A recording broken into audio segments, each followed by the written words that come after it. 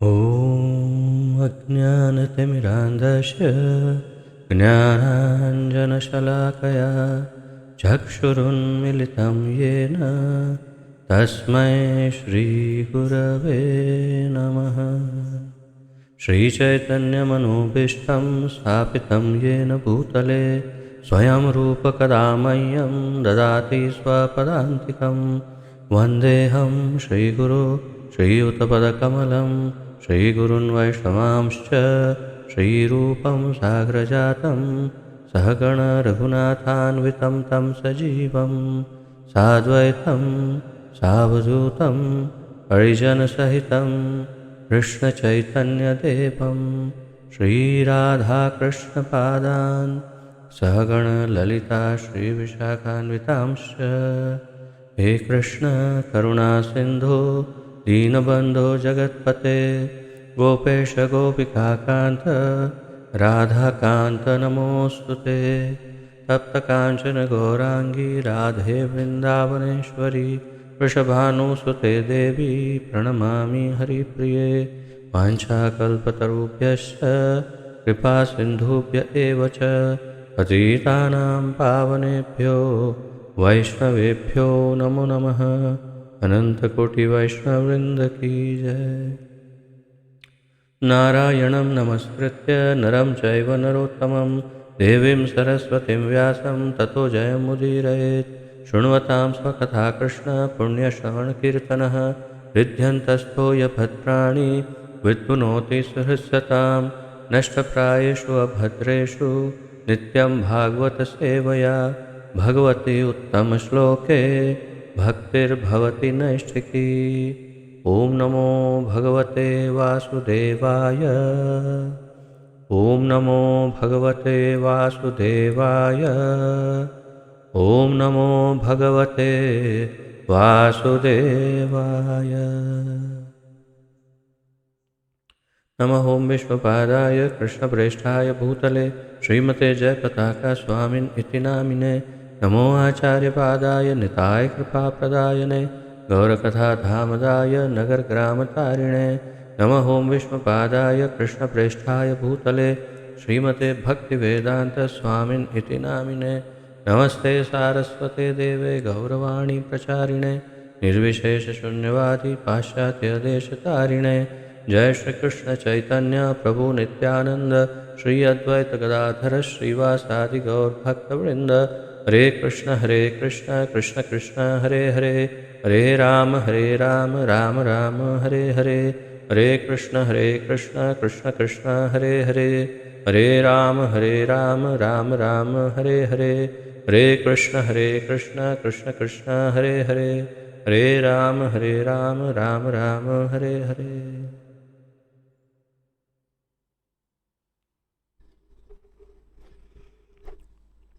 आप सबका बहुत बहुत स्वागत है आज के इस दिव्य ज्ञान यज्ञ में, जिसके अंतर्गत हम सम्मिलित रूप से श्रीमद् भागवत महापुराण का अध्ययन करने जा रहे हैं। और आज हम प्रथम स्कंद के प्रथम अध्याय के तृतीय श्लोक 1.1.3 का अध्ययन करेंगे। अब मेरी आवाज़ ठीक से सुनाई दे रही है? सबको स्पष्ट है?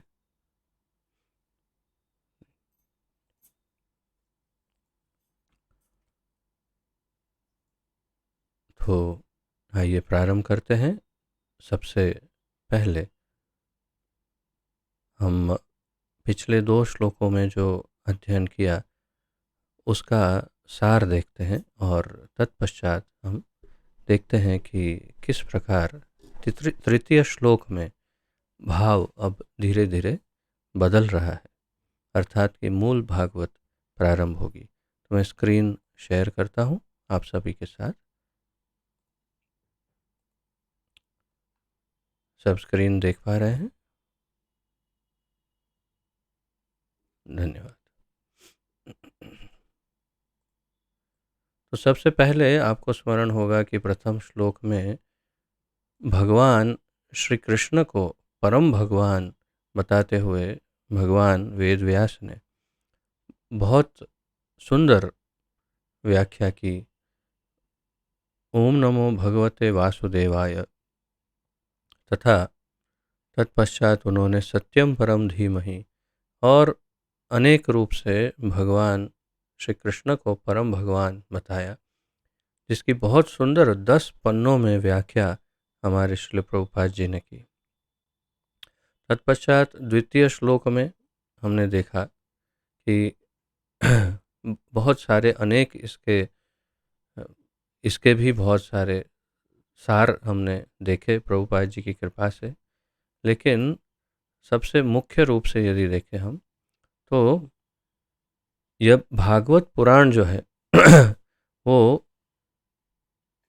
एक अलग शास्त्र है, जो प्रामाणिक शास्त्र है तथा अमल शास्त्र है, जिसके अंतर्गत हम अन्य धर्म कार्य जो है, जो वास्तव में कर्म मिश्रित है, उससे थोड़ा भिन्न यानी कि पंचम पुरुषार्थ का अध्ययन हम इस शास्त्र के द्वारा कर सकते हैं। अन्य शास्त्रों में, वेदों में, अन्य पुराणों में, अन्य उपनिषदों में आदि में सब में कर्म मिश्रित, ज्ञान मिश्रित या समाधि साधना ध्यान मिश्रित इत्यादि ज्ञान सभी में समाया हुआ है, लेकिन इसमें संपूर्ण शुद्ध भक्ति और पंचम पुरुषार्थ इसमें समाहित है। और ये इसके विषय में हमने काफ़ी विस्तार से पिछली बार देखा और इसका जो सार था वो अंतिम 2 लाइनों में देखा था हमने। महामुनि व्यासदेव बुद्धिमान एवं विचारवान व्यक्तियों को आश्वासन देते हैं कि श्रीमद् भागवत का श्रवण करने से उन्हें भगवान का प्रत्यक्ष साक्षात्कार हो सकता है।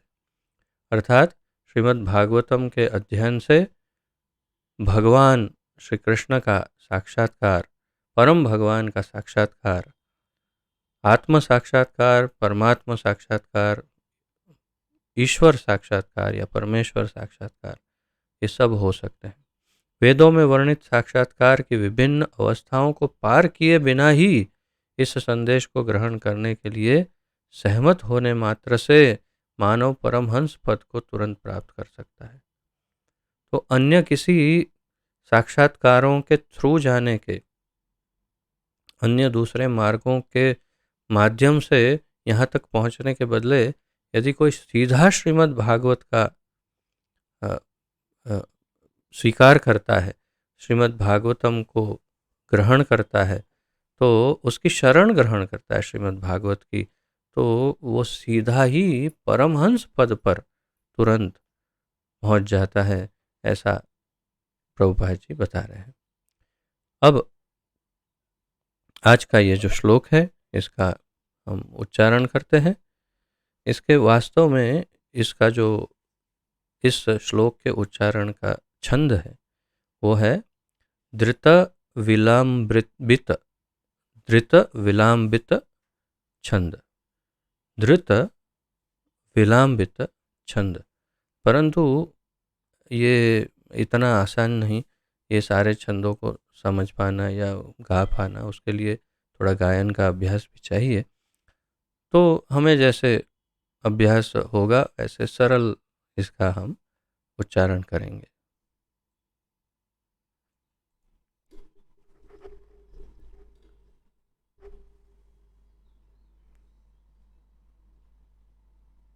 निगमकल्पतरोर्गलितं फलं शुकमुखाद् अमृतद्रव संयुतं पिबत भागवतं रसमालयं मुहुरहो रसिका भुवि भावुकाः।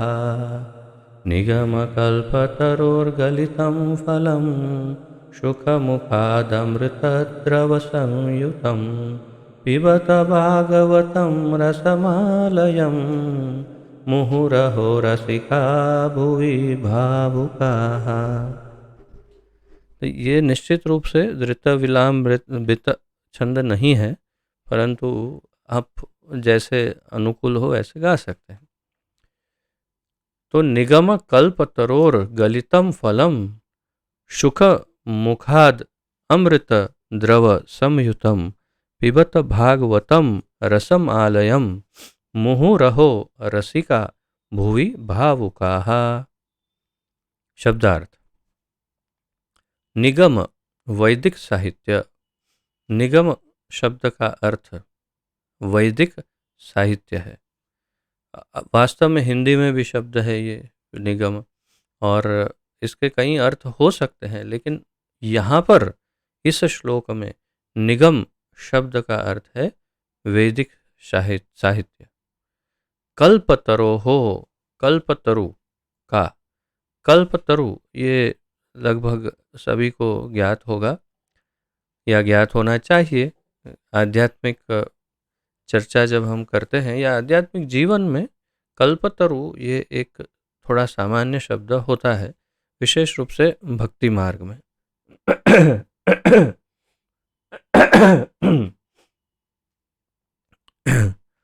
तो कल्पतरु एक ऐसा, तरु अर्थात वृक्ष, और कल्पतरु यानी एक ऐसा वृक्ष जो इच्छाओं की पूर्ति करे, इच्छाओं की पूर्ति करने वाला वृक्ष। और ऐसे वृक्ष कहाँ पाए जाते हैं? तो ब्रह्म संहिता में ब्रह्मा जी बताते हैं कि वास्तव में जो गोलोक वृंदावन धाम है, गोलोक वृंदावन में जितने भी वृक्ष हैं वो सभी कल्पतरु हैं। बल्कि भूलोक वृंदावन, भौम वृंदावन में, इस वृंदावन धाम में भी जितने वृक्ष हैं सभी कल्पतरु ही है। आपको आश्चर्य होगा ये सुनकर, परंतु ये आचार्य बताते हैं कि इस भौम वृंदावन में जहाँ अभी हम हैं, ये सारे जितने भी वृक्ष हैं वो वास्तव में कल्पतरु है, परंतु हमें फॉर्मूला पता नहीं है। जैसे हम छोटे थे तो हमें एक फिल्म दिखाई गई थी, स्टोरी भी आती थी और फिल्म भी थी इसकी। तो उसमें वो अली बाबा 40 चोर, पता नहीं आप में से कितनों ने सुना। उसमें ऐसी कथा थी कि एक गुफा होती है और वो गुफा के ऊपर एक पत्थर होता है और उसको एक मंत्र से खोला जाता है, खुल जा सिम सिम। जब ये मंत्र बोलते हैं तो वो पत्थर खुल जाता है, परंतु यदि वो मंत्र बोलने में कोई भूल हो, यदि कोई सिम सिम खुल जा या कुछ और दरवाज़ा खुल जाए या ऐसे कुछ, तो कभी नहीं खुलेगा। ऐसा उसकी चाबी या वॉइस लॉक सिस्टम था उसका। तो वैसे ही ये जितने हैं कल्पतरु है यहाँ भौम वृंदावन में, वो सब वॉइस लॉक या मंत्र लॉक सिस्टम है, और हमारी आध्यात्मिक चेतना के अनुसार हम उससे फल प्राप्त कर सकते हैं। यदि हमारी आध्यात्मिक चेतना अति विकसित है तो आचार्य बताते हैं कि इन्हीं वृक्षों के द्वारा सब कुछ प्राप्त किया जा सकता है। सब कुछ, सारी इच्छाएं, मनोकामनाएं पूर्ण कर सकते हैं ये। तो ऐसी गाय भी होती है, सुरभि गाय या कामधेनु गाय, जो कामनाएं पूर्ण करती है। वैसे ये कल्पतरु भी ऐसे वृक्ष होते हैं जो सब इच्छाएं पूरी करते हैं। तो निगम कल्पतरु अर्थात वैदिक साहित्य एक कल्प वृक्ष के समान है, बिल्कुल। अगर सारे शास्त्रों का अध्ययन करें और सारे वेदों को, उपनिषदों, पुराणों को, महाभारत, भागवत या सारी संहिताएं, भागवत को अभी साइड पर रखें, लेकिन अन्य संहिताएं तथा वेदांत सूत्र आदि, भाष्य आदि सब, आप सब कुछ स्टडी कर लें तो क्या असंभव है, सब कुछ आपको जानकारी मिल जाएगी। आप जो चाहे वो कर सकते हैं, इतना ज्ञान प्राप्त कर सकते हैं, अर्थात आपकी सारी इच्छाएं पूरी कर सकते हैं आप, इतनी शक्ति आ जाएगी। परंतु यहाँ पर कुछ और कहना चाहते हैं कि ऐसा जो कल्प वृक्ष है उसका अगर परिपक्व फल वही मिल जाए तो क्या बात है। यानी कि एक कल्प वृक्ष का भी अगर फल हो तो उसमें क्या अमृत होगा। गलितम, पूर्ण रूप से परिपक्व। गलितम यानी जो पूर्ण रूप से परिपक्व है। अभी आपकी आम की सीज़न आ रही है और मार्केट में तो आना शुरू हो गई आम, लेकिन कच्चा आम और एक पूर्ण रूप से पका हुआ तैयार एकदम आपका अल्फांजो आफुस या केसर आम ऐसा कुछ हो और उसका रस निकालें और फिर जब आनंद लें तो आह। तो ऐसा परिपक्व फल, फलम यानी फल, तो निगम कल्पतरोः गलितम फलम, यानी कि वैदिक साहित्य एक कल्पतरु हो और उसका परिपक्व फल हो तो वो क्या है। तो और फिर उसके साथ क्या हो, शुक, श्रीमद् भागवत के मूल वक्ता श्रील सुखदेव गोस्वामी के। शुक, शुक यानी सुखदेव, शुक यानी तोता, शुक यानी तोता या शुक यानी शुकदेव गोस्वामी जो भगवान वेद व्यास के सुपुत्र हैं। अब उनका नाम शुक क्यों है, ये बड़ी लंबी अनेक कथाएं हैं, लेकिन इसके विषय में हम थोड़ा संक्षिप्त हम जानकारी इसके तात्पर्य के दौरान देंगे। मुखात, होठों होठों से, शुक मुखात यानी एक तोता के मुखों से, या तो शुकदेव गोस्वामी के मुख यानी होठों से, उनके होठों से। अमृतम, अमृत, अमृत यानी अमृत। द्रव, तरल, अतएव सरलता से निगलने योग्य। ये बहुत ही विशिष्ट शब्द है द्रव। द्रव यानी तरल, यानी बिल्कुल लिक्विड जैसा, पानी जैसा। तरल अतएव सरलता से निगलने योग्य। यदि कुछ सॉलिड, कुछ स्थूल पदार्थ दिया जाए तो निगला नहीं जा सकता, परंतु एक ग्लास में जल भर के दिया जाए तो तुरंत पी सकते हैं, क्योंकि वो तरल है, तरल पदार्थ सीधा अंदर चला जाता है। तो ये शुक गोस्वामी के द्वारा मुख से जब वो पूर्ण परिपक्व फल को होठ लग जाता है तब वो तरल बन जाता है और तुरंत आप उसे पी सकते हैं। संयुतम, सभी प्रकार से पूर्ण। संयुतम यानी सभी प्रकार से पूर्ण। पिबत, पान करो, कह रहे हैं हमें। पिबत यानी आप पीजिए, पान कीजिए। क्या, भागवतम, भागवतम यही श्रीमद् भागवत, परंतु यहाँ प्रभुपाद जी इसका अर्थ कर रहे हैं भगवान के साथ चिर संबंध के विज्ञान से युक्त ग्रंथ को। भागवतम यानी प्रभुपाद जी का यह अनुवाद बड़ा विशिष्ट है। भगवान के साथ हमारे चिर या अनंत संबंध का जो विज्ञान है उससे युक्त जो ग्रंथ है उसका पान करो। यानी इस ग्रंथ, इसका अर्थ ये भी है कि भागवत में क्या ज्ञान या क्या रहस्य है, भगवान के साथ हमारा जो संबंध है उसका रहस्य इस ग्रंथ में है। रसम, रस जो आस्वाद्य है वो है रसम। रसम, रसम यानी रस, और जो आस्वाद्य है, जो पिएंगे तो स्वाद आएगा। आलयम, मुक्ति प्राप्त होने तक या मुक्त अवस्था में भी।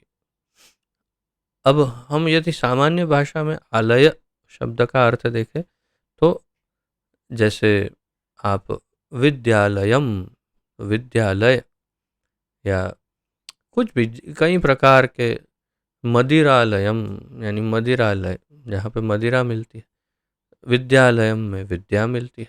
इस प्रकार जितने आलय हैं उन आलय में उस चीज को प्राप्त किया जा सकता है, उसे आलय कहते हैं हम सामान्य भाषा में। परंतु संस्कृत में यहाँ पर इसका अर्थ इस प्रकार है, आलयम रसम आलयम, यानी मुक्ति प्राप्त होने तक या मुक्त अवस्था में भी, यानी मुक्त अवस्था में भी जो इसका आनंद जिसको लेना चाहिए या प्राप्त करना चाहिए, ऐसा कह रहे हैं। यानी इस रस को मुक्त जीव भी प्राप्त करते हैं, मुक्त जीव भी इसका आनंद लेते हैं। मुहु सदैव, ऐसे तो हमने इस श्लोक का अल्प जो अध्ययन है, सारांश है, वो पहले देखा ही है भूमिका आदि में, उससे पहले तो आपको बिल्कुल नया नहीं लग रहा है। परंतु फिर भी, क्योंकि उसी समय हमने ये चर्चा की भी थी कि मुक्त जीव जो है, नित्य मुक्त जीव, वो भी इसका आस्वादन लेते हैं। मुहुहु, मुहुहु यानी सदैव, अहो हे, ये शब्द संस्कृत में, जैसे आप हमारे हिंदी में या संस्कृत में भी है, हे यानी ओ भाई, अरे सुनिए, सुनते हो, ओ हो, ऐसे करते कहते हैं, जो बुलाते हैं किसी को, तो अलग अलग भाषा में अलग अलग रूप से उद्देशित करते हैं। तो संस्कृत में अहो कहते हैं, मराठी में भी अहो कहते हैं, परंतु मराठी शब्द का ये अहो जो है उसका मूल है संस्कृत, यानी संस्कृत से इसे लिया गया है।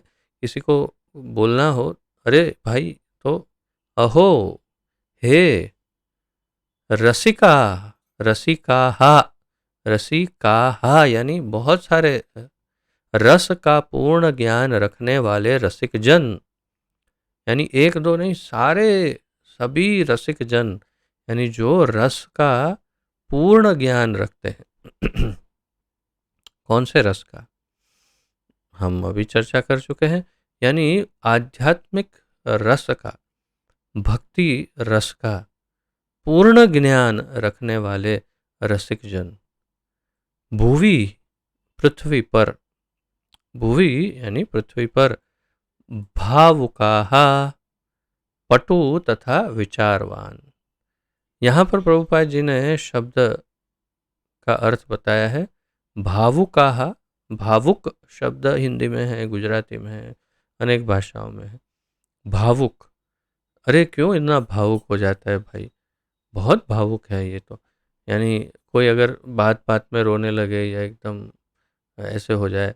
पहले हमारे साथ में एक ऐसे सत्संगी थे जो कुछ भी बोलो तुरंत एकदम से आंखें गीली होकर पानी आंख में से निकल आता था। तो बहुत ही ज़्यादा भावुक, अतिशय भावुक। भावुकता एक आध्यात्मिक चेतना का परिवाचक भी है वास्तव में।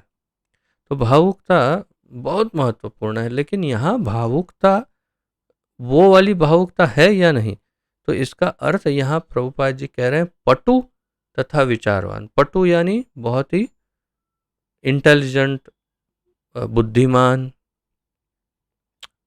होशियार, दक्ष, ऐसे कह सकते हैं। तो पटु बहुत ही होशियार, तो भावुकः यानी पटु तथा विचारवान, जो बहुत, और भावुक वही लोग होते हैं जो विचारवान होते हैं वास्तव में। अगर हम सामान्य अर्थ भी समझे तो भावुक वो लोग होते हैं जो ज़्यादा सोचते हैं, वही भावुक होते हैं। या तो भावुक लोग ही अधिक सोचते हैं, दोनों बातें आपस में मेल खा रही है।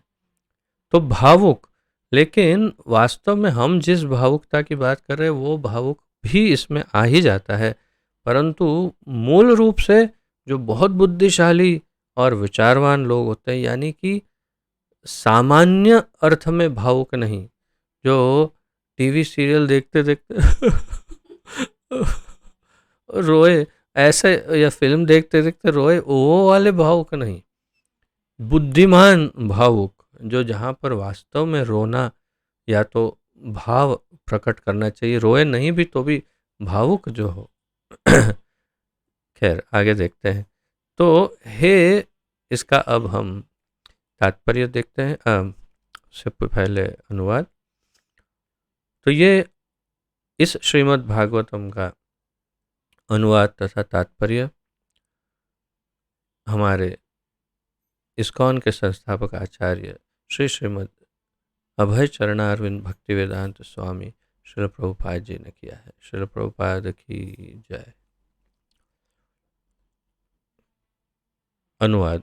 हे विज्ञ एवं भावुक जनों, वैदिक साहित्य रूपी कल्प वृक्ष के इस पक्व फल श्रीमद् भागवत को जरा चखो तो। ये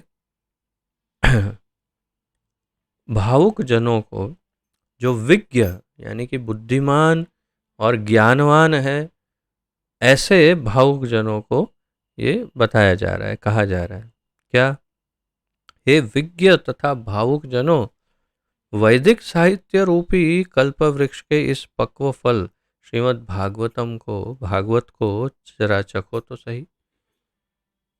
वैदिक साहित्य रूपी कल्प वृक्ष के इस पक्व फल श्रीमद् भागवत को जरा चखो तो सही। अर्थात जो आध्यात्मिक जगत में प्रवेश कर चुके हैं, आध्यात्म में रुचि लेते हैं, लेकिन अभी तक भक्ति मार्ग में आए नहीं हैं, ज्ञान मार्ग में गोल गोल घूम रहे हैं या अन्य किसी मार्गों में इधर उधर हो रहे हैं, लेकिन भावुक हैं। मैंने हमारे पूर्व अनुभवों से, जैसे आप में से कई भक्त जानते हैं कि मेरे इस आध्यात्मिक जीवन से पूर्व जीवन काल में कई अलग अलग आध्यात्मिक संस्थाओं से जुड़ा था मैं। अनेक प्रकार की संस्थाएं, अनेक प्रकार के सिद्धांतों से गुजरा हूँ। तो उसमें ज्ञान मार्ग में हमें ये बताया जाता था कि भावुकता बहुत ही बेकार वस्तु है, ऐसा एकदम स्पष्ट कहा जाता था कि भावुकता तो एक आध्यात्मवादी के लिए उसका कोई अर्थ ही नहीं है। उसका कहने का उनका तात्पर्य ये था कि किसी भी प्रकार का भाव नहीं होना चाहिए, भावहीन होना चाहिए। अब यदि सोचते हैं तो वो भी नहीं सोचते हैं, इतने महामूर्ख हैं कि भावहीनता तो पत्थर में होती है, यानी पत्थर बन जाना चाहिए, हृदय नहीं होना चाहिए, पत्थर होना चाहिए। उनका कहने का ये तात्पर्य था। इतनी हंसी आती है उनके उस वाक्यों पर कि किस प्रकार वे इस प्रकार बोल देते हैं कि भावुकता आध्यात्मिक जीवन के लिए उपयोगी नहीं है। अरे भावुकता नहीं तो आध्यात्मिक जीवन ही संभव नहीं है। अगर संवेदनशीलता, भावुकता, हृदय में भावनाएं यदि नहीं है तो आध्यात्मिक जीवन शून्य ही हो जाएगा। संपूर्ण आध्यात्मिक क्या, हर प्रकार का जीवन शून्य हो जाएगा। प्राणियों में भी, पशुओं में भी बहुत भावुकता होती है, बहुत ही संवेदनशीलता होती है। केवल पत्थरों में भावुकता नहीं देखी जाती। बाकी सभी जीवित में, जो अगर जीवित है तो भावुकता तो होनी ही है। अगर भावुकता विहीन हो जाएंगे तो पत्थर हो जाएंगे। तो उनका अर्थ है कि पत्थर बन जाओ। अगर पत्थर बन गए तो क्या करेंगे भाई, आध्यात्मिक जीवन में क्या होगा। कहने का यहाँ तात्पर्य यह है कि विज्ञ यानी कि बुद्धिमान हो, लेकिन साथ में यदि भावुक भी हो। अच्छा, ये जो बोलने वाले हैं ना, जो हमें बताते हैं कि भावुकता आध्यात्मिक, जो हम देखते हैं कि वो इतने भावुक हैं कि बस पूछो मत। हम अभी भी उनको देखते हैं तो वो इतने भावुक हैं सब कि वास्तव में, लेकिन प्रयास करते हैं एकदम भाव विहीन रहने का। किसी हम किसी के कोई हमें कोई भावनाएं छुई नहीं, अरे क्यों अकड़ अकड़ अकड़ अकड़ के इतना अकड़ने का प्रयास करते हैं, वो भी कृत्रिम रूप से। हमने कहीं पर सामान्य जीवन में सुना था कि अकड़ना जो है ना, ये अकड़ तो एक मुर्दे की पहचान होती है। यानी कि अगर कोई बहुत अकड़ता है तो कौन अकड़ता है? जो मुर्दा होता है वो अकड़ जाता है, यानी वो बिल्कुल भी संवेदनशील नहीं होता। तो ऐसा अकड़ने का प्रयास अवश्य करते हैं, दिखाते हैं कि हमें किसी संबंधों में कोई इंटरेस्ट नहीं, सारे संबंध हमारे लिए अम, यानी एक केवल, यानी हम तो ज्ञानी हैं, ये है, अर्थात भावुकता विहीन बनने का प्रयास करते। लेकिन क्या ये संभव है? संभव संभव है ही नहीं। जब हृदय है तो भावनाएं रहेगी ही, और हृदय हमेशा रहेगा। शरीर हो ना हो, हृदय रहेगा, यानी कि भावुकता का जो स्रोत है वो जीवात्मा के अंदर है, और इसीलिए संवेदनाएं भावनाएं रहेगी, चाहे कितना भी प्रयास कर लो। इस बात को जो स्वीकार करते हैं कि हाँ भावनाएं तो हैं, बहुत अच्छी भावना, और ज्ञानी भी है, जो विज्ञ है, ऐसे भावुक जनों को निमंत्रण दे रहे कि आइए, आप वो सब कर रहे हैं ना, ठीक है, आप वो सब करते करते अगर थोड़ा थोड़ा चेंज चाहिए, अगर थोड़ा एक वैकेशन चाहिए, आ जाओ आ जाओ, इधर आ जाओ, श्रीमद् भागवतम के इस परिपक्व फल को जरा चखो तो सही।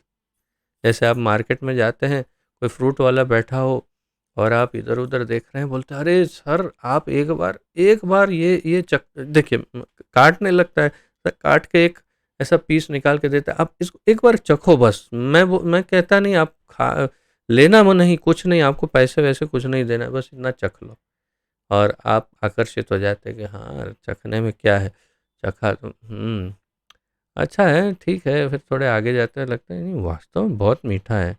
फिर पत्नी से पूछते हैं, बहुत मीठा है, लेना है थोड़ा, बहुत बढ़िया है, देखो चखो तो, चलो थोड़ा ले लेते हैं। तो इस प्रकार आकर्षित कर रहा है श्रीमद् भागवतम के प्रति इनके वक्ता, आकर्षित कर रहे हैं कि अरे भावुक जनों, इस परिपक्व कल्प वृक्ष के इस परिपक्व फल को जरा चखो तो सही, जो वैदिक साहित्य का वृक्ष है, कल्प वृक्ष। यानी आपको सारे वेदों का ज्ञान इसमें मिल जाएगा, सारे वेद पढ़ने की आवश्यकता नहीं पड़ेगी। श्रीमद् भागवत जो है वो इसका परिपक्व फल है, आओ जरा चखो।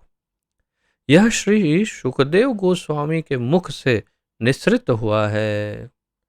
और मुख्य बात क्या है इसका आकर्षण? भाई इसका ऑथर कौन है? तो श्रील सुखदेव गोस्वामी, जो मुक्त जन हैं, मुक्त आत्माएं जानते हैं कि सुखदेव गोस्वामी कोई सामान्य जीव नहीं, वे स्वयं ज्ञान मार्गी, मुक्त जन और ज्ञान मार्गी थे।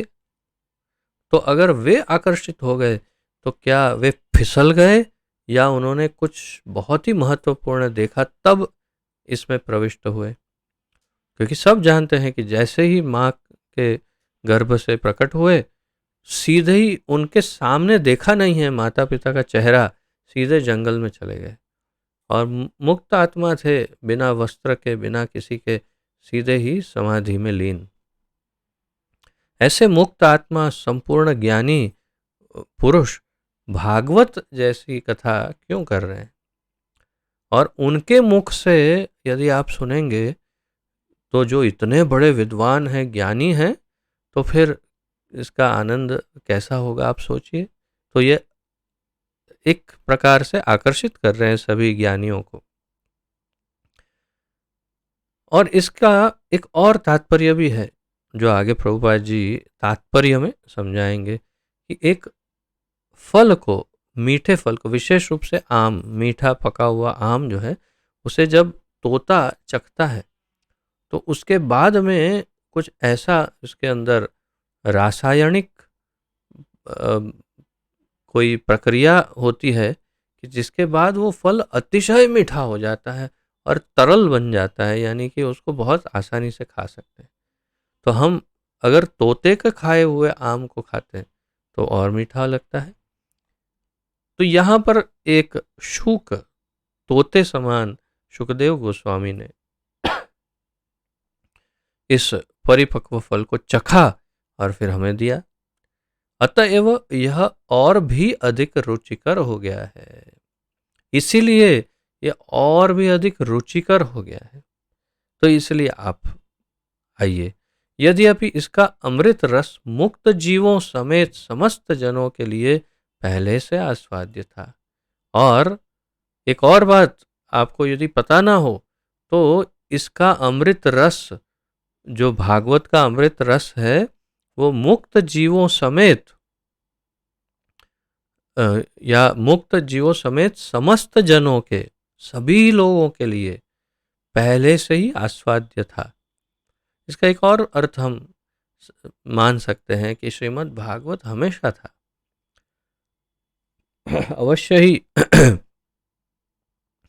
इस भौम लीला में श्रीमद् भगवान वेद व्यास ने इसका संकलन करके प्रस्तुत अवश्य किया, परंतु श्रीमद् भागवत भी एक निरंतर ग्रंथ, एक कैसे कि शाश्वत ग्रंथ है। अर्थात कि जैसे भगवान शाश्वत है, जीव शाश्वत है, हम हमेशा थे, हैं और रहेंगे, जैसे भगवान भगवत गीता में कहते हैं, जैसे भगवान भी शाश्वत है, उसी प्रकार से श्रीमद् भागवत भी शाश्वत पुराण है, जो हर एक युग युगांतर में रहता ही है। ऐसा कोई समय नहीं जब नहीं है। हाँ, आपके सामने प्रकट है या अप्रकट, ये और बात है। अब तात्पर्य को देखते हैं। बहुत ही विशिष्ट रूप से प्रभुपाद जी के तात्पर्य हम देखते हैं, कितना अच्छी तरह से कई प्रमाणों के साथ समझाते हैं। तो आइए उसका आस्वादन करते हैं। पिछले 2 श्लोकों से यह निश्चित रूप से सिद्ध हो गया है कि श्रीमद् भागवत दिव्य साहित्य है, जो अपने दिव्य गुणों के कारण अन्य समस्त वैदिक शास्त्रों को पीछे छोड़ देता है। तो पिछले दोनों श्लोकों में, इसलिए मैंने आज थोड़ा सा अल्प मात्रा में ही सही, लेकिन पिछले दोनों श्लोकों का थोड़ा सा हमने संस्मरण किया, ताकि ये ध्यान में आए कि उन श्लोकों से हमें क्या प्राप्त हुआ। दोनों श्लोकों से हमें ये मिला। प्रथम श्लोक से ये प्राप्त हुआ कि भगवान कृष्ण परम भगवान हैं और उनकी कथा श्रीमद् भागवत में है। परम भगवान की कथा श्रीमद् भागवत में है, और भागवत जो है वो अमल पुराण है। सारे विशिष्ट प्रकार के जितने भी अन्य धर्म के मार्ग हैं, उससे ऊपर का ये पुरुषार्थ है, धर्म है। इसमें कोई कामना, कोई कुछ भी इसमें मिश्रित नहीं, अत्यंत शुद्ध आध्यात्मिक ज्ञान है। तो दोनों श्लोकों से प्रभुपाद जी कह रहे हैं कि पिछले दोनों श्लोकों से यह निश्चित रूप से सिद्ध हो गया कि श्रीमद् भागवत दिव्य साहित्य है, जो अपने दिव्य गुणों के कारण अन्य समस्त वैदिक शास्त्रों को पीछे छोड़ देता है। उसके दिव्य गुण इतने पावरफुल हैं कि अन्य सारे शास्त्र पीछे छूट जाते हैं, यानी किसी की आवश्यकता नहीं है। अगर भागवत पढ़ रहे हैं तो पर्याप्त है। समस्त लौकिक कार्यकलापों तथा लौकिक ज्ञान से परे हैं। यह समस्त लौकिक कार्यकलापों, यानी वही हमने जो इससे पूर्व श्लोक में देखा कि कोई भी धर्म, अर्थ, काम, मोक्ष, किसी से भी इसका कोई लेना देना नहीं, तथा लौकिक ज्ञान भी उसमें नहीं है कि ये करो तो सुखी होगे, ये करो, ऐसा कुछ नहीं है इसमें। बल्कि इसमें इतनी सारी स्तुतियां हैं। अब लोगों ने बहुत रिसर्च किया है भागवत पर। इस्कॉन में ही एक माता जी ने इसके अंदर कितनी स्तुतियां और प्रार्थनाएं हैं, उसका एक बहुत मोटा ग्रंथ बनाया, बड़ा प्रिंट कराया। कितनी 50-60 से ऊपर, या तो और भी अधिक होगी, या 108 या ऐसा कुछ, अभी तो स्मरण भी नहीं। बहुत सारी स्तुतियां हैं इसमें, बहुत सारे प्रार्थनाएं हैं, लेकिन इनमें से एक भी प्रार्थना के अंत में ये फल नहीं बताया गया, ये करने से आप हमेशा सुखी रहेंगे, आपको बहुत धन मिलेगा, आपके बच्चे सुखी रहेंगे, आप निरोगी रहेंगे। ऐसा किसी भी स्तुति के अंत का जो इसका क्या कहते हैं उसे, श्रुति फल किसी भी प्रार्थना में ऐसा फल नहीं बताया है। सभी प्रार्थना के अंत में उसका श्रुति फल बताया है, लेकिन फल में कभी मैंने अब तक जितना पढ़ा, इतने श्लोकों में अब तक मैंने कभी ऐसा कुछ नहीं पढ़ा कि जिसमें ऐसा लिखा हो कि तुम्हारा रोग ठीक हो जाएगा, तुम्हारा धन मिल जाएगा, ये हो जाएगा। कुछ नहीं, भौतिक कुछ नहीं मिले, सब आध्यात्मिक फल दिया है। इस श्लोक में बताया गया है कि श्रीमद् भागवत न केवल उत्कृष्ट साहित्य है, अपितु यह समस्त वैदिक साहित्य का परिपक्व फल है। तो ये उत्कृष्ट शब्द का अर्थ मैंने आपको बताया था कि सबसे श्रेष्ठ, सबसे टॉप मोस्ट जो है ऐसा साहित्य है, वो तो ठीक है, लेकिन अन्य समस्त वैदिक साहित्य का परिपक्व फल है। यानी कि सभी साहित्य ऐसा नहीं है। इसका अर्थ समझिए, प्रभुपाद जी कह रहे हैं इसका अर्थ ये नहीं है कि अन्य साहित्य, कोई भी अन्य जो भी शास्त्र हैं, वेद हैं, पुराण उपनिषद हैं, वो कोई महत्वपूर्ण नहीं, ऐसा नहीं कहा। लेकिन उनमें सब कुछ महत्वपूर्ण नहीं है, सब मिक्स है। उन सब से जो श्रेष्ठ श्रेष्ठ निकाल निकाल निकाल निकाल करके जो आपको दिया जा रहा है, वो है श्रीमद् भागवत। यानी सभी शास्त्रों का निचोड़ करके जो श्रेष्ठ। अब देखिए अगली लाइन में इसका बहुत अच्छा उदाहरण दिया प्रभुपाद जी ने, तो तुरंत समझ में आ जाएगा। उसमें और अधिक समझेंगे हम। दूसरे शब्दों में यह सभी वैदिक ज्ञान का नवनीत यानी सार है। नवनीत, नवनीत यानी नवनीत तस्कर, नवनीत यानी माखन, मक्खन, बटर। और नवनीत कैसे निकलता है, मक्खन कैसे निकलता है? दूध, दूध में दही मिला करके आप उसको जमाएं, उसको फिर मथे, और बहुत मथने के बाद उसके अंदर से इतने सारे दूध में से इतना सा मक्खन निकलता है, और वही सारे इतने सारे दूध का सार है। अर्थात दूध के अंदर मक्खन है, परंतु वो मक्खन ऐसे नहीं निकलेगा, उसको कितनी सारी प्रक्रियाओं के बाद, जब मथने के बाद आप निकालेंगे, तब वो बाहर आएगा। तो अर्थ क्या है कि उस दूध का जो सबसे उत्तम तत्व है, या तो दूध का सबसे महत्वपूर्ण तत्व है, वो है मक्खन, और वो श्रीमद् भागवत है। किसका? सारे वेदों का दूध जो है, उसका सार। अब इससे स्मरण होता है कि श्रीमद् भगवद गीता, श्रीमद् भगवद गीता के आमुख में हमने अध्ययन किया था, आपको स्मरण होगा तो।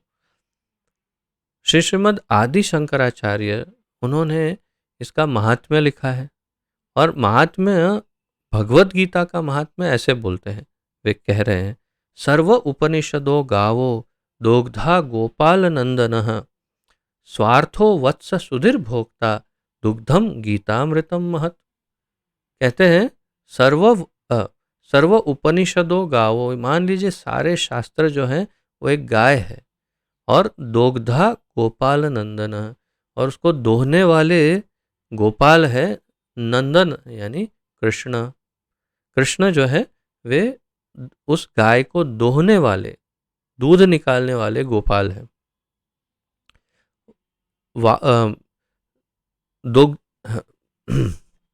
सर्व उपनिषदों का वो दोग्धा गोपाल नंदन वत्स स्वार्थ वत्स पार्थो सुधीर भोक्ता। वत्स, वत्स यानी गाय का बच्चा।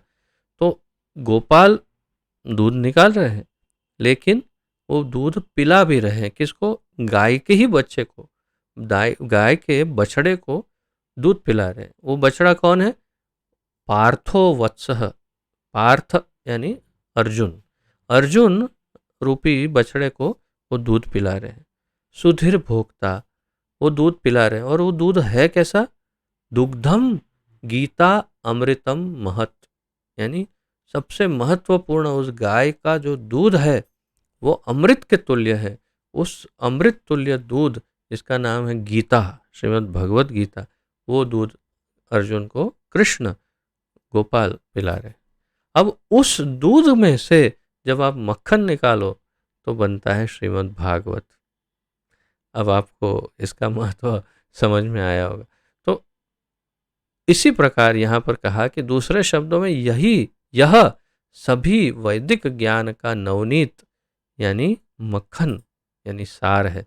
अर्थात भगवत गीता तो महत्वपूर्ण इसीलिए प्रभुपाद जी ने हमें बताया कि आध्यात्मिक जीवन का बैचलर्स डिग्री जो है उसका अध्ययन भगवत गीता से होता है, परंतु मास्टर डिग्री का अध्ययन श्रीमद् भागवत के द्वारा होता है, क्योंकि वो उस दूध का मक्खन है। उस दूध का भी मक्खन अगर हो तो श्रीमद् भागवत है। और फिर आगे पीएचडी डिग्री चैतन्य चरितामृत है, तो इसके बाद उसका अध्ययन भी करिएगा। यह सब दृष्टि में रखते हुए यह समझना चाहिए कि धैर्य एवं नम्रता से श्रवण करना निश्चित रूप से आवश्यक है। अब कैसे श्रवण करें तो इसका फल मिले, यह सब दृष्टि में रखते हुए, सब ध्यान में रखते हुए जो अभी सुना हमने, पहली 2 लाइनें 3 लाइनें, उसके बाद क्या समझना चाहिए कि धैर्य यानी धीरज। धीरज क्यों? 18,000 श्लोक है। अगर धीरज नहीं तो या तो आप, मैंने देखा कई भक्तों को 1-2 साल में तो पूरा भागवत 18,000 श्लोक पढ़ लेते हैं, लेकिन बोलते हैं कुछ भी याद नहीं। तो बिल्कुल धीरे धीरे धीरज के पढ़ो, पढ़ लो कोई बात नहीं, 1 साल में पढ़ लो, 6 महीने में पढ़ लो, कोई बात नहीं, लेकिन बहुत अच्छे से पूर्ण कंसंट्रेशन के साथ और अध्ययन करते हुए, उसमें डूबते हुए, गहराई में जाते हुए, तो धैर्य एवं नम्रता से श्रवण करना निश्चित रूप से आवश्यक है। और विनम्रता, विनम्रता जैसे एक बार हमने चर्चा की थी, चैलेंजिंग मूड या मोड में नहीं, यानी कि चुनौती के मूड में नहीं कि हाँ मुझे तो बहुत कुछ ज्ञान है, चलो देखते हैं क्या ये भागवत करे, चलो थोड़ा देख, बताओ क्या है, दिखाओ। ऐसे नहीं, हे भागवत जी मैं आपकी शरण में हूँ, मुझे आपसे ज्ञान प्राप्त करना है, कृपया आप मुझ पर कृपा कीजिए।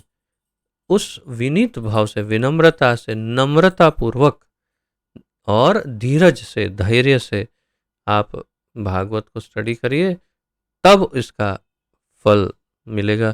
तो ये निश्चित रूप से आवश्यक है ऐसा करना, यानी धैर्य एवं नम्रता से श्रवण करना या अध्ययन करना निश्चित रूप से आवश्यक है।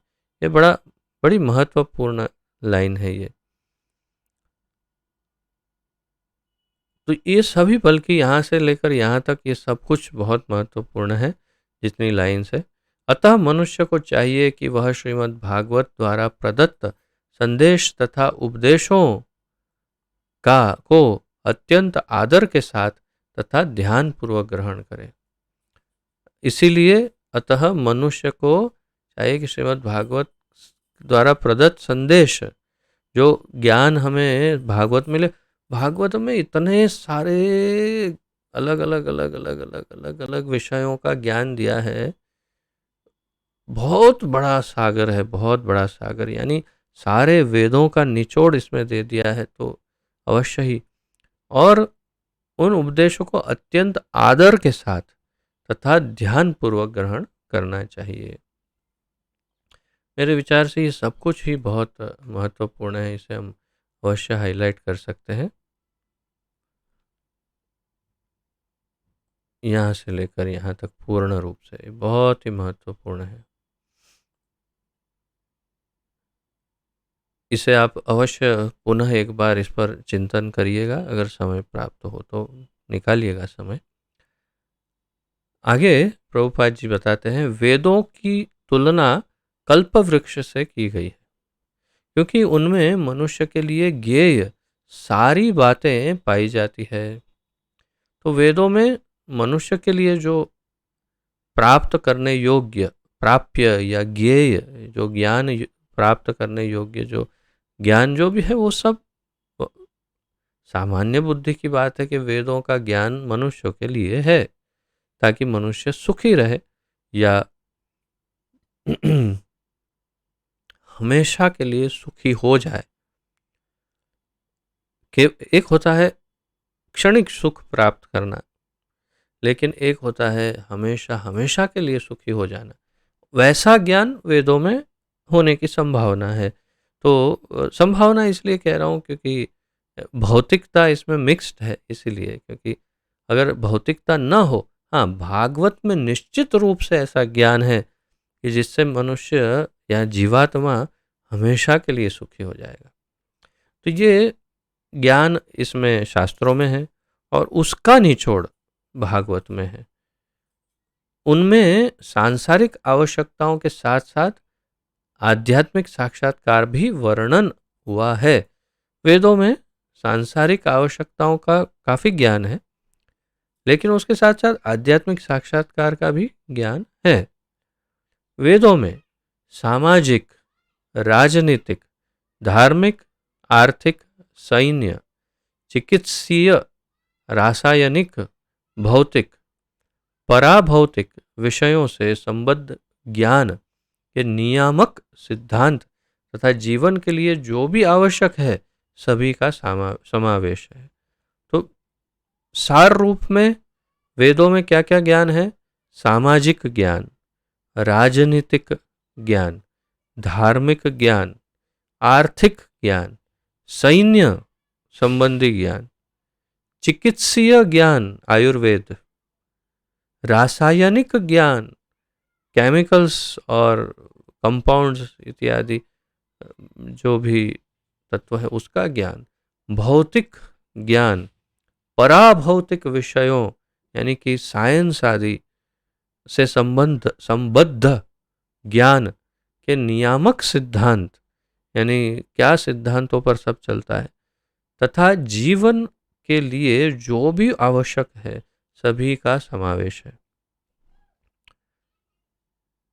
एकदम संक्षेप में कहूँ तो स्कूल न जा करके केवल वेदों का अध्ययन को यदि करे तो स्कूलों में जो जाते हैं उनसे कई गुना अधिक ज्ञान, मॉडर्न साइंस हो चाहे मूल विज्ञान हो, चाहे शारीरिक विज्ञान हो, चाहे कोई भी विज्ञान हो, सारे मनोविज्ञान से लेकर आध्यात्मिक विज्ञान से लेकर चिकित्सीय ज्ञान से लेकर के रासायनिक विज्ञान आदि और राजनीतिक विज्ञान, सब कुछ सारा ज्ञान वेदों में मिल जाएगा। संपूर्ण है, पूर्ण। और इसलिए पहले के समय में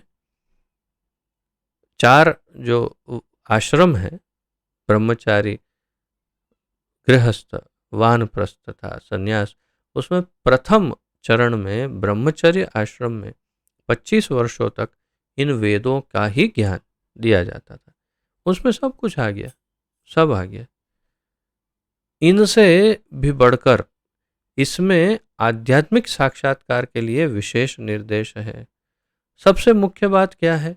वेदों में आध्यात्मिक ज्ञान के आध्यात्मिक साक्षात्कार, प्रभुपाद जी यहाँ कह रहे हैं आध्यात्मिक विकास के लिए क्या करना जरूरी है, कैसे जीवन जीना जरूरी है, किन नियमों का पालन, वो सब ज्ञान भी वेदों में दिया है। नियामक ज्ञान में जीव को क्रमशः आध्यात्मिक स्तर तक ऊपर उठाया जाता है और सर्वोच्च आध्यात्मिक अनुभूति यह जान लेना है कि भगवान समस्त रसों के आगार है। तो नियामक ज्ञान में जीव को यानी ये जो ये ज्ञान है आध्यात्मिक ज्ञान जितना जिस प्रकार का, उसमें मूल रूप से होता क्या है? क्रमशः यानी धीरे धीरे एक स्टेप बाय स्टेप स्तर के अनुसार आध्यात्मिक स्तर तक ऊपर उठाया जाता है, धीरे धीरे धीरे। यानी पहले आप धर्म कार्य करो, पुण्य कर्म करो, फिर धीरे धीरे धीरे कुछ पूजा विधि आदि, यज्ञ आदि इत्यादि और धार्मिक कार्य में फिर धीरे धीरे धीरे धीरे धीरे आध्यात्मिक ज्ञान और उसमें उन्नत होते होते परमात्मा ज्ञान इत्यादि। तो यहाँ प्रभुपाद जी बता रहे हैं उसको आध्यात्मिक स्तर तक ऊपर उठाया जाता है नियामक सिद्धांतों के द्वारा, और सर्वोच्च आध्यात्मिक अनुभूति तक उसको पहुंचाने का उद्देश्य होता है। और वो क्या है? तो सर्वोच्च आध्यात्मिक अनुभूति तो यह जान लेना है कि भगवान समस्त रसों के आगार है, सारे रसों के स्वामी भगवान हैं। अब यहाँ से प्रभुपाद जी रस शब्द के ऊपर बहुत ही विशेष विस्तार करेंगे, क्योंकि श्लोक में हमने देखा रस शब्द को हमने इस श्लोक में देखा रसम, रस। तो इस रस शब्द तक पहुंचने के लिए प्रभुपाद जी हमें रस शब्द का इतना विस्तार करेंगे कि बहुत ज्ञान प्राप्त हो जाएगा उससे हमें। बहुत ही उत्तम रूप से प्रभुपाद जी इस रस शब्द को समझा रहे हैं। तो प्रभुपाद जी कह रहे हैं कि पहले तो ये समझो कि सारे आध्यात्मिक जो भी प्रक्रियाएं हैं उसका तात्पर्य क्या है, क्यों सीख रहे हैं भाई? वो इसलिए सीख रहे हैं ताकि ये समझ में आए कि सारे रस जो हैं उसके स्वामी, आगार, उसका मूल स्रोत या उसके भोक्ता या जो भी कहो उनके, उसका भंडार जो है वे स्वयं भगवान है, उसके भंडार हैं रसों के।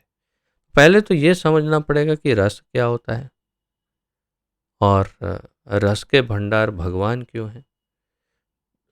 शास्त्र भी बताते हैं रसो वही सह, भगवान के लिए शास्त्र में लिखा है रसो वही सह, यानी ये रस के पूरे भंडार हैं। उनका नाम है रसिक राज या रस राज, उनका रसिक शेखर, ऐसे ऐसे नाम हैं इनके, रसिक से शेखर, रसिक राज, रस राज, ये सारे भगवान के नाम हैं। क्यों? क्योंकि सारे रसों के वे स्वामी हैं। अब आगे प्रभुपाद जी इसका विस्तार करेंगे। इस भौतिक जगत में उत्पन्न होने वाले प्रथम जीव ब्रह्मा से लेकर क्षुद्र चींटी तक सारे जीव इंद्रियों द्वारा कोई न कोई रस प्राप्त करने के इच्छुक रहते हैं। अब आप इस पर थोड़ा चिंतन कर सकते हैं, विचार कर सकते हैं, मंथन। अगर हम चिंतन नहीं करते, विचार नहीं करते, सोचते नहीं हैं, तो फिर हमारा मनुष्य होने का क्या अर्थ है? अगर सिर्फ हम मोबाइल ही पकड़ के बैठे रहते हैं तो फिर हम मनुष्य कैसे हैं? ये सब चिंतन करना आवश्यक है ना। तो चिंतन करिए। प्रभुपाद जी कह रहे हैं इस भौतिक जगत में उत्पन्न होने वाले ब्रह्मा जी से चींटी या जो भी जितने जीव हैं सभी इंद्रियों द्वारा कोई ना कोई रस प्राप्त करने के इच्छुक रहते हैं। तो आप सभी इंद्रियों के विषय में सोचिए। और जैसे कि आँख, तो आँख के द्वारा कोई अच्छी अच्छी चीज़ें देखना, जैसे कोई सुंदर सीन है, बहुत ही हरी भरी हरियाली है और कुछ सूर्योदय हो रहा है या सुंदर, कुछ भी सुंदर है, तो आप देखकर आपको बहुत अच्छा लगता है, तो उससे रस आप प्राप्त करते हैं। कान से अच्छा म्यूजिक, अच्छा कीर्तन आदि या कुछ भी, तो अच्छा, बहुत अच्छा लगता है। इसीलिए देखो ना, दिन में लगा लगा के घूमते रहते ना लोग, ईयरफोन लगा के घूमते रहते, क्यों? रस प्राप्त कर रहे हैं, कान से रस प्राप्त कर। इसी प्रकार सारी इंद्रियों से, हाँ जिह्वा से तो इसका नाम ही रसना है, जीव का नाम ही रसना है, क्योंकि वो रस ही प्राप्त करती। तो सारी इंद्रियां रस प्राप्त करने की इच्छुक रहती है, और या तो सभी जीव इच्छुक रहते हैं। इन इंद्रिय सुखों को पारिभाषिक रूप से रस कहा जाता है। रस की व्याख्या प्रभुपाद जी यहाँ पर दे रहे हैं। इन इंद्रिय सुखों को पारिभाषिक रूप से रस कहा जाता है। तो रस किसे कहा जाता है, इस प्रश्न का उत्तर है इंद्रिय सुख जो मिलता है इंद्रियों के द्वारा, उसे रस कहते हैं। सामान्य सीधा हिसाब। ऐसे रस कई प्रकार के होते हैं, ऐसे कई प्रकार के रस हैं, लेकिन अगर उसका विभाजन करके अगर इसको स्टडी किया जाए तो प्रामाणिक शास्त्रों में 12 रसों के नाम इस प्रकार गिनाए गए हैं और वैदिक शास्त्रों में 12 रसों का वर्णन है। भक्ति रसामृत सिंधु में श्रील रूप गोस्वामी ने बड़े विस्तार से इन 12 रसों का वर्णन किया है, जो हमारे YouTube में वीडियो अवेलेबल है भक्ति रसामृत सिंधु के। उसमें हमने अध्ययन में इसको पूर्ण रूप से समझाया था, प्रयास किया था, जैसे श्रील रूप गोस्वामी ने बताया वैसे। एक एक रस को उन्होंने उदाहरणों के साथ, भगवान के उदाहरणों के साथ उन्होंने एक एक रस को समझाने का प्रयास क्या किया था, तो समझाया ही है रूप गोस्वामी ने। लेकिन यहाँ पर बड़े संक्षेप में प्रभुपाद जी इसका वर्णन कर रहे हैं, सिर्फ नाम देकर उसका थोड़ा सा अर्थ समझा रहे हैं। हम देखते हैं कितना इसको समझ पाते हैं, अपने प्रयास करेंगे समझना। तो रौद्र यानी क्रोध, अद्भुत आश्चर्य, श्रृंगार दाम्पत्य प्रेम, हास्य प्रहसन, वीर शौर्य, दया करुणा, दास्य दास्ता, सख्य मैत्री भाव, भयानक भय, विभत्स आघात, शांत उदासीनता तथा वात्सल्य माता पिता का स्नेह, ये है 12 रस। अब अगर हम इसी को थोड़ा समझने का प्रयास करें तो रौद्र रस यानी क्रोध हमारे अंदर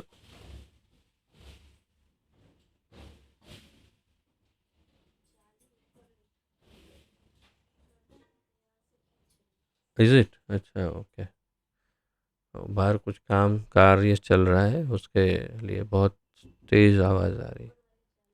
ओ अच्छा अच्छा, ओके। रौद्र, तो रौद्र रस या रौद्र भाव जो है उसका अर्थ है क्रोध। हम बहुत ज़्यादा डेप्थ में नहीं जाएंगे, लेकिन जो भगवान के संबंध में देखें तो ये हमेशा याद रखिए कि ये 12 रसों में से कुछ भौतिक रस है और कुछ शुद्ध आध्यात्मिक रस है। कुछ ऐसे रस हैं जो भौतिक तथा आध्यात्मिक दोनों में पाए जाएंगे और कुछ ऐसे हैं जो केवल भौतिक जगत में दिखाई देते हैं ज़्यादातर, और कुछ ऐसे हैं जो सिर्फ आध्यात्मिक जगत में ही बहुत शुद्ध रूप में क्षमा करिए प्राप्त होंगे, लेकिन शुद्ध रूप में। उसके अशुद्ध रूप में भौतिक जगत में दिखाई देंगे, लेकिन वो वास्तविक नहीं है। अब जैसे क्रोध, तो क्रोध को आध्यात्मिक जगत में भी पाया जाता है और भौतिक जगत में भी पाया जाता है। प्रभुपाद जी समझाएंगे इसको थोड़ा थोड़ा। तो आध्यात्मिक जगत में भगवान के संदर्भ में अगर कुछ क्रोध की बात करते हैं तो वो आध्यात्मिक हो जाता है, लेकिन वही क्रोध हमारे भौतिक संसार में अत्यंत घृणित रस है, यानी इसका कोई आनंद नहीं।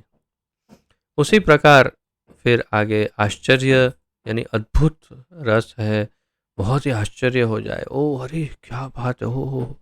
श्रृंगार, अब यहाँ क्रम जो है ना वो प्रभुपाद जी ने सब मिक्स क्रम में दे दिए हैं 12, लेकिन अगर हम क्रम अनुसार देखें तो रौद्र, अद्भुत, हास्य, वीर्य, दया, भयानक, विभत्स, ये रस पहले 5 है, पहले 7 है, और उसके बाद दास्य, क्षमा करें, शांत, शांत, फिर दास्य, उसके बाद सख्य, उसके बाद वात्सल्य, और अंत में श्रृंगार यानी दाम्पत्य प्रेम यानी माधुर्य रस, वो अंत में यानी सबसे टॉप पर आता है। ये क्रम की बात कर रहे हैं। अब इसे हम प्रभुपाद जी कैसे समझाते हैं उसको समझने का प्रयास करते हैं। अगर आप लोगों की इच्छा हो कि इसे और अधिक समझना है तो मुझे इस क्लास के अंत में बताइएगा, तो हम थोड़ा और अधिक इसको अगले क्लास में समझने का प्रयास कर सकते हैं। वैसे मैंने कहा कि भक्ति रसामृत सिंधु में तो है ही। इन समस्त रसों का समग्र सार स्नेह या प्रेम है। प्रभुपाद जी कह रहे हैं कि मूल रूप से ये सारे रस जो हैं, इनमें मूल तत्व क्या है? तो इन सब का मूल तत्व, आश्चर्य की बात है, परंतु मूल तत्व स्नेह या प्रेम है।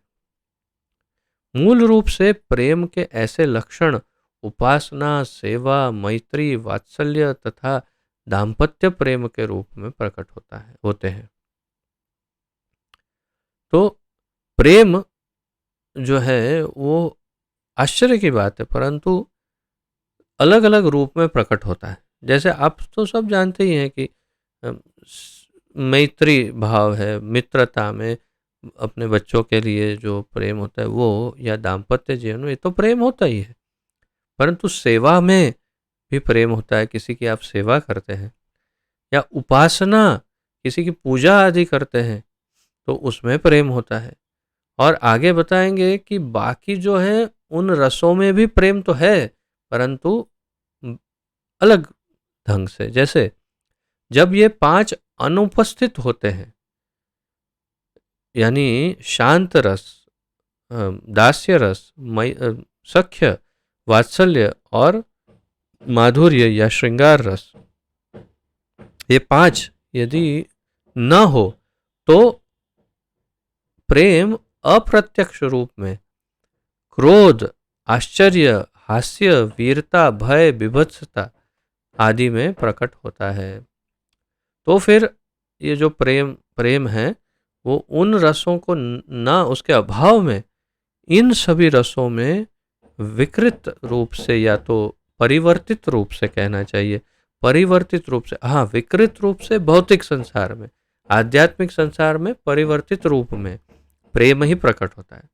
जैसे कई बार गोपियां बहुत क्रोधित हो जाती है कृष्ण पर और उनको बहुत प्रताड़ित करती है, इधर उधर ऐसे ऐसे बोलती है या कुछ भी, वो है क्या वास्तव में भरपूर प्रेम। तो भरपूर प्रेम में परिवर्तन होकर एक क्रोध के रूप में प्रकट करती है ऐसे। तो ये अप्रत्यक्ष रूप से प्रेम इन सब में प्रस्तुत होता है। उदाहरणार्थ प्रभुपाद जी कह रहे हैं, यदि कोई पुरुष किसी स्त्री से प्रेम करता है तो यह श्रृंगार रस हुआ, यानी माधुर्य रस या दाम्पत्य रस। किंतु यदि ऐसे प्रेम में बाधा पहुंचती है तो आश्चर्य, क्रोध, आघात, भय तक उत्पन्न हो सकता है। अब ये भौतिक संसार में और आध्यात्मिक संसार में बड़ा अंतर है इसमें।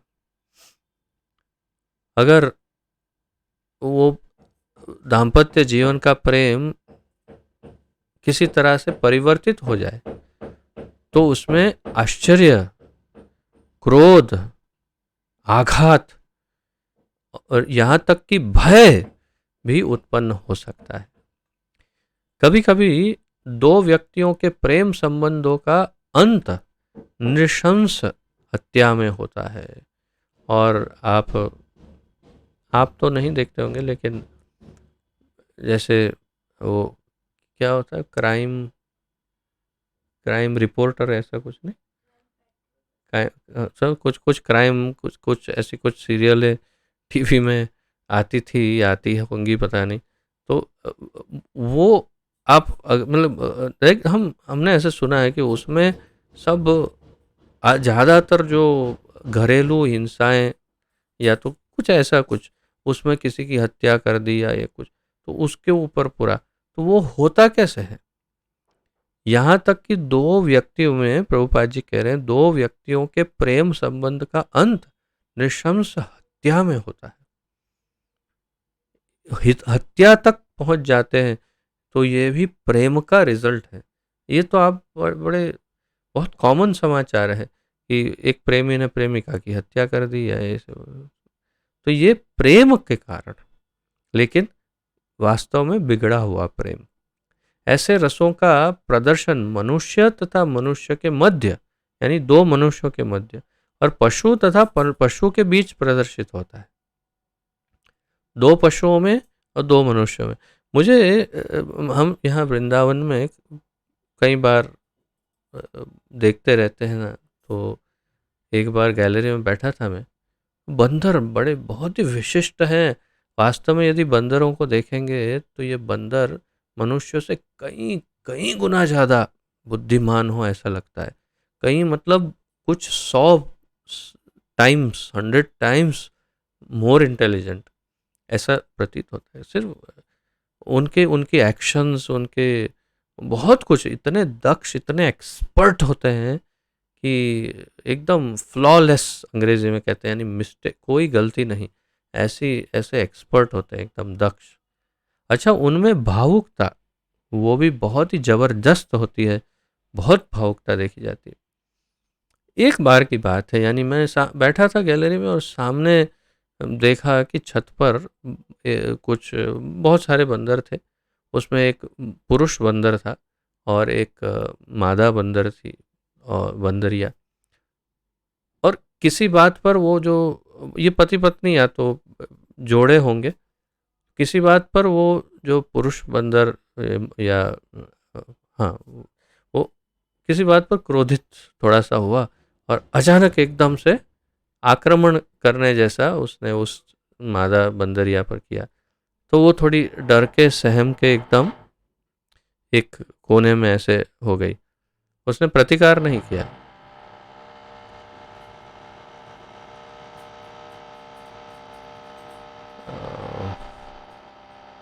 आशा है जल्दी बंद हो। Can you quickly go and tell them for 5 or 10 minutes you can stop the work? और मैं अभी क्लास ख़त्म ही कर देता हूँ जल्दी। वो ड्रिलिंग का भी काम कर रहे हैं, बहुत तेज़ आवाज़ आ रही है। तो फिर मैंने देखा कि वो बंदर, जो पुरुष बंदर था, उसको ये एहसास हुआ, ध्यान आया कि मैंने इसको डरा दिया। मैं आज तक मैं इस बात से आश्चर्यचकित हूँ कि ऐसा बंदरों में होता है। वो बंदर, पुरुष बंदर लौटा और बहुत ही धीरे से उसने उस बंदरिया के गाल पर चुंबन दिया। उस बात को देखकर मैं आश्चर्यचकित हो गया और फिर वो चला गया। यानी क्या संवेदना है, और गाल पर चुंबन देना, ये कहाँ से सीखते हैं बंदर? हम आश्चर्यचकित हो जाते हैं। लेकिन ये प्रेम के जो रस है, ये दो पशुओं में, जैसे प्रभुपाद जी ने कहा, वो प्रदर्शित होता है, और दो मनुष्यों के बीच में भी प्रदर्शित होता है। उसका यहाँ पर वर्णन कर रहे हैं। एक सामान्य उदाहरण मैंने बताया। इस जगत में रसों का ऐसा आदान प्रदान न तो मनुष्य तथा पशु के बीच हो पाता है, न ही मनुष्य तथा अन्य किसी योनि के साथ। सामान्यतया इतना अधिक प्रेम अब तो होता है कुत्ता और मनुष्य में, और बिल्ली मनुष्य में, ऐसा ऐसा। लेकिन उस लेवल का प्रेम प्रदर्शन, यानी दोनों एक दूसरे को ऐसा व्यक्त नहीं कर सकते। प्रभुपाद जी कह रहे हैं ऐसे रसों का आदान प्रदान तो एक जैसी योनि के जीवों में ही होता है। किंतु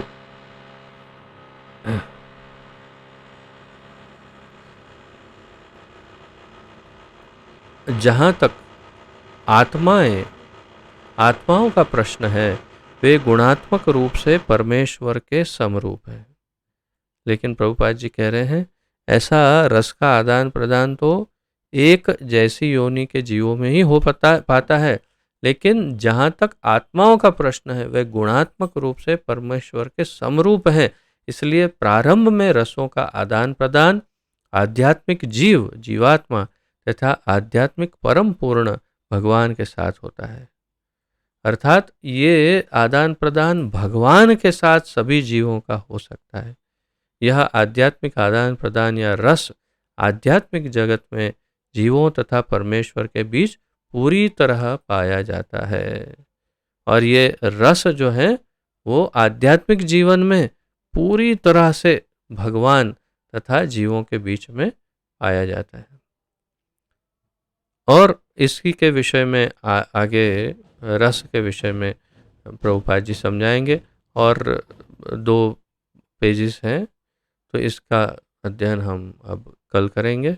यहाँ पर आज विराम लेते हैं, थोड़ा सा पुनरावर्तन कर लेंगे क्योंकि आज बहुत ही तेज़ आवाज़ आ रही है, बाहर ऊपर कुछ कार्य चल रहा है तो मैं बहुत डिस्टर्ब हो रहा हूँ उससे, और वैसे भी समय भी हो गया है। तो यहाँ पर विराम लेते हैं। यदि किसी का कोई प्रश्न, उत्कंठा, जिज्ञासा आदि हो तो प्रस्तुत कर सकते हैं, अन्यथा विराम लेंगे। जी माता जी, कुसुम लीला माता जी। हरे कृष्ण प्रभु जी, दंडवत प्रणाम। एक्चुअल में क्वेरी नहीं है ये, लेकिन एक जो देखा था उसको शेयर करना चाहती हूँ। हम जी लोग जी जब ऋषिकेश गए थे तो वहां पर कौन सा आश्रम, परमानंद आश्रम, क्या है वो, परमार्थ आश्रम, जी वहां पर वो कल्प वृक्ष लोगों ने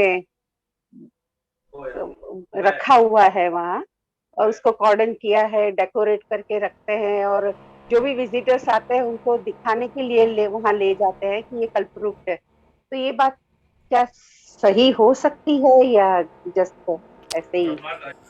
आई मीन सामान्य बुद्धि से अगर हम सोचे माता जी तो कल्प वृक्ष अगर मनुष्य के बीच में इस तरह से प्रस्तुत होता तो फिर वहाँ पर जाकर के आप बोल सकते थे कि ऑर्डर कर सकते थे कि एक गरम गरम पिज़्ज़ा, एक थम्स अप, एक ये वो कुछ लाइए और कल्पवृक्ष फटाफट दे दे आपको। अगर ऐसा नहीं हो रहा है तो वो कल्पवृक्ष नहीं है। तो किस आधार पर उसे कल्पवृक्ष बताया जा रहा है वो पहले समझना जरूरी है। और शास्त्रों के अनुसार तो हम बहुत ही स्पष्ट रूप से जानते हैं कल्प वृक्ष यानी जो इच्छाओं की पूर्ति करने वाला वृक्ष है उसे कल्प वृक्ष कहते हैं। अगर इच्छा की पूर्ति नहीं कर सकता तो फिर वो एक आप समझ सकती हैं कि वो क्या है, फिर एक स्टंट है एक प्रकार से। हाँ, ठीक है प्रभु जी, हरे कृष्ण, हरे धन्यवाद कृष्ण प्रणाम। माता, धन्यवाद। और किसी का कोई प्रश्न आदि?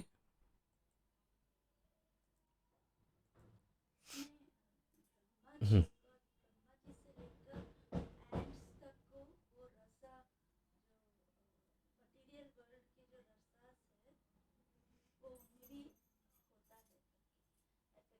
हम्म।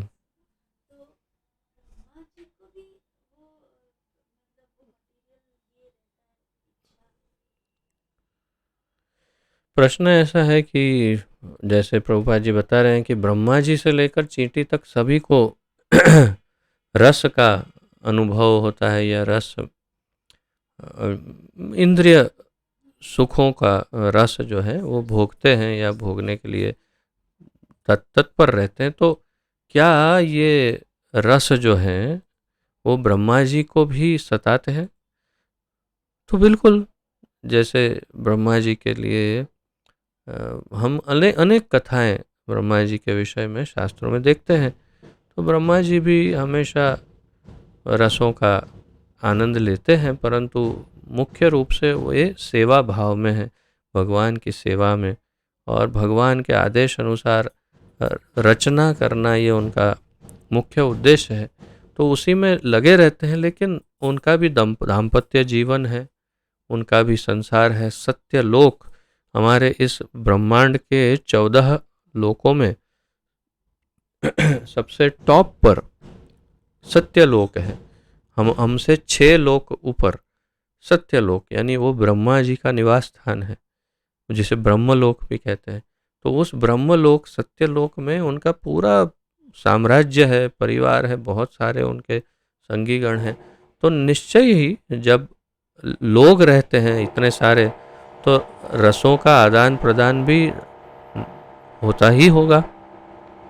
उन आदान प्रदान के बिना तो नीरस जीवन तो होगा ही नहीं। तो निश्चित है कि कोई भी जीव है जो संसार में है, उनके पास इन रसों के आदान प्रदान का, यानी वो इसके बिना तो जीवन ही असंभव है। रस तो रहेगा ही,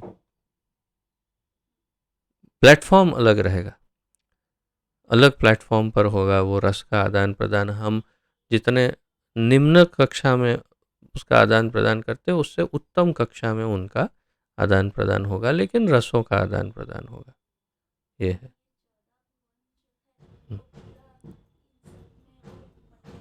14 भुवन में ही नहीं, ब्रह्मांडों में ही नहीं, संपूर्ण सृष्टि में भगवान से लेकर के संपूर्ण प्रकार की संपूर्ण सृष्टि में रस ही रस है।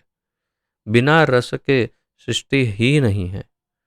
भगवान स्वयं रसो वै सह, रसराज है, वो रसों से पूर्ण है। तो उनमें से जो कुछ उत्पन्न होता है उसमें रस ना हो, ऐसा कैसे हो सकता है? यानी कोई ऐसा स्थान ही नहीं जहाँ रस नहीं है। नरकों में रस है, नरकों में विभिन्न प्रकार के विभत्स रस हैं, जिसमें अनेक भयानकताएं और बहुत सारी तकलीफें, सभी में रस है। पाताल में रस है, पृथ्वी पे रस है, स्वर्ग में रस है, ब्रह्मलोक में है, वैकुंठ में है, गोलोक धाम में तो रस ही रस है। तो सभी जगह रस तो है ही। कोई भी स्थान हो, बिना रस के कोई स्थान हो नहीं सकता है।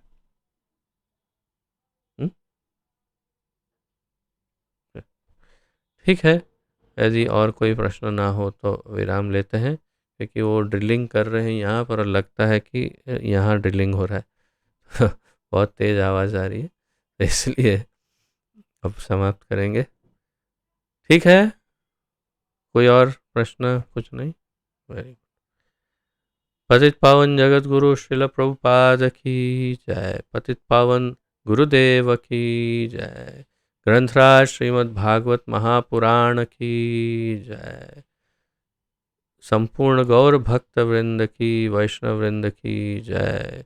निताय गौर प्रेमानंदे हरि हरि बोल। वांछा कल्पतरुभ्यश्च कृपा सिंधुभ्य एव च पतितानां पावनेभ्यो वैष्णवेभ्यो नमो नमः। आप सभी के चरणों में दंडवत प्रणाम। आप सबका बहुत बहुत धन्यवाद। हरे कृष्ण।